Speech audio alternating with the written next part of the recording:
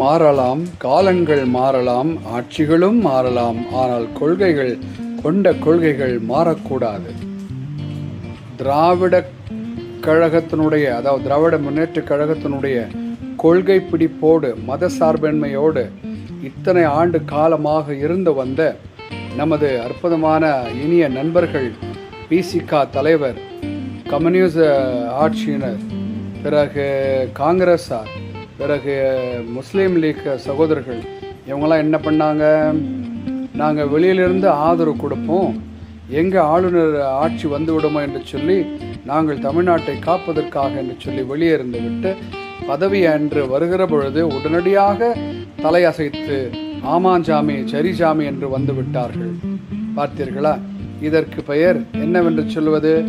கொள்கை பிடிப்பா அல்லது கொள்கை மாறாட்டமா? கண்ணா லட்டு தின்னு ஆசையா? ஆமாம், லட்டு கொடுக்க வந்தான் ஒருத்தன், அதை பிடிங்கி வாங்கி சாப்பிட்றதுக்கு இன்னும் 3 பேரும் வந்துட்டாங்க. இத்தனை ஆண்டு காலமாக நாங்களாம் மத சார்பின்மை கொள்கைகளை பிடிப்போடு இருப்போம், பாஜக வரக்கூடாது, பாஜகவை எதிர்ப்போம் அப்படின்னு சொன்னவங்களாம் என்ன பண்ணிட்டாங்க?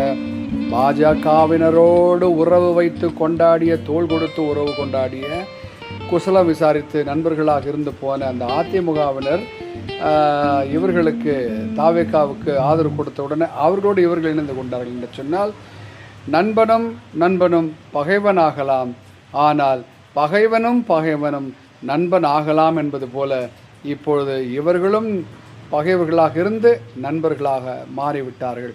என்ன காரணம்? பதவிடா, பொறுப்புடா, அமைச்சர் பதவிடா. என்னடா நேற்று கொண்டிருந்த கொள்கைகளை என்ன ஆச்சுடா? ஐயோ ஐயோ.